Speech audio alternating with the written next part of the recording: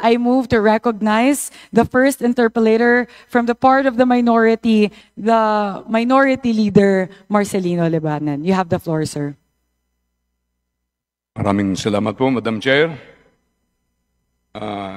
Ang ating pong mahal na sekretary hindi nag-present ng budget dito at parang apologetic na siya sa ginawang budget ng DPWH. Pero kami po ay natasan magtanong, kaya ito pa rin ang itatanong namin. Po ba? So, sa akin tingin po, ang buong budget natin ay 6.793 trillion na ipinasa sa atin ng DBCC, ng ating Executive Department. At sa 6.7 trillion na ito, 880.01 billion ang pondo ng DPWH. Tama po ba? Tama po, Minority Leader. Tama po. At sa 880.01 billion, ang nababasa po namin na flood control projects ay umaabot ng 250.8 billion. Tama po ba? Tama po. Representing 32.3% of your budget. Ito po yun. 32.3% of your budget nasa flood control. Alam niyo, masaya po kami na inilabas ito ng ating Pangulo kasi kahit kami, hindi namin ito alam na ganito kalaki ang ating flood control projects, 32.3%. At unfortunately, ito yung pinaglalaanan ng malaking pondo ng ating bansa pero hindi natatapos ang ating baha. Nandyan pa rin ang ating baha. Aware po ba kayo sa top 20 flood-prone provinces sa ating bansa? Based sa ating geohazard mapping and assessment? Tama po ba?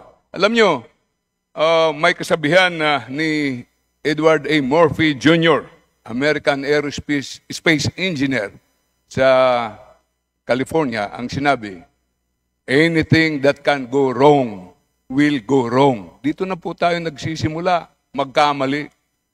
Dahil yung mga binabahang probinsya ay hindi natin tinatamaan. Anong binabahang probinsya natin? Number 1, Maguindanao, 158 hectares. Number 2, Cagayan, 135.6 hectares. Number 3, Pangasinan. Number 4, Isabela. Number 5, Nueva Ecija. Number 6, Palawan. Number 7, Pampanga. Number 8, Agusan del Sur. Number 9, Zamboanga del Sur. Number 10, Iloilo. Number 11, North Cotabato. Number 12, Leyte. Number 13, Bulacan. Number 14, Northern Samar. Number 15, Tarlac. Number 16, Capiz. Zambales, Davao del Norte, Camarines Sur, and Western Samar. Ito po, yung ating top 20 flood control provinces na talagang binabaha. Pero sa pinaglalaanan po natin ng pondo ng DPWH, kayo po ang nag-identify dito. Nasa NEP po natin at nasa isumbong sa Pangulo po ito. 12 sa mga probinsya, wala po dito sa top 20 provinces. Ano bang basis ninyo sa identification?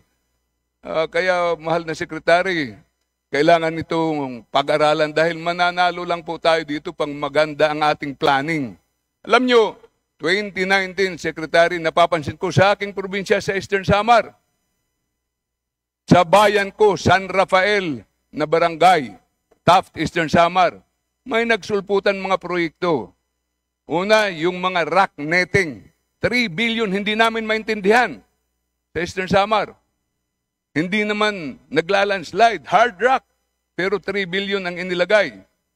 At may mga flood control projects po kami na nakikita namin. Ngayon pa lang nagsulputan, isa sa Hernani at saka isa sa barangay ng Llorente. Ngayon pa lang sinimulan, 2024 budget. At ang nakikita namin ay malaki ang accomplishment na inire-report at actually nag-mobilize pa lang. In preparation, pag malaki ang accomplishment, pag wala nang nakakatingin, tingnan nyo po, baka ito na yung magiging ghost projects, kukubrahin na yung 100%. Malaki ang problema namin sa aming mga seawall, Secretary. Maraming tinatamaan ng super typhoon. Yung mga Pacific towns, hindi namin maintindihan, hindi pina-prioritize yung seawall, pero nasa river controls pa natin. Kailangan i-rationalize natin ang paggamit ng ating pondo. At kailangan managot ang dapat managot po dito sa paglustay ng kaban ng bayan. Maraming salamat po.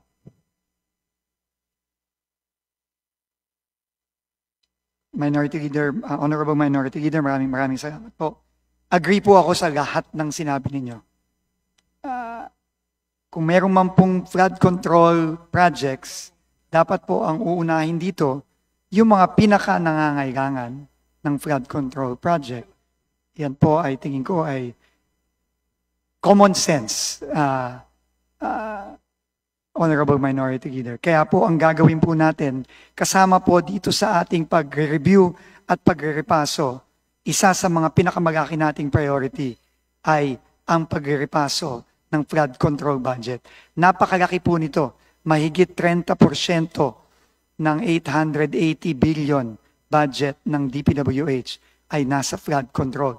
In fact, Madam Chair, sa pinakita po sa aking numero, hindi lang po 250, 268.3 billion ang nakalagay sa flood control. So ito po talaga kailangan rebisahin, repasuhin. We have to put rhyme and reason. We have to put order in allocating the precious funds of our people. And it will start, obviously, with science, as mentioned by Chair Mika earlier. Kailangan po science-based ito. Hindi ito po pwedeng kung saan-saan na lang po kinukuha ang mga numero at kung saan-saan na lang po ginagagay. Kailangan po ilalagay ito base sa siyensya. Kaya po, makakaasa po kayo, Honorable Minority Leader, gagawin po natin yan sa ating pagre-repaso at pagre-review nitong budget ng DPWH.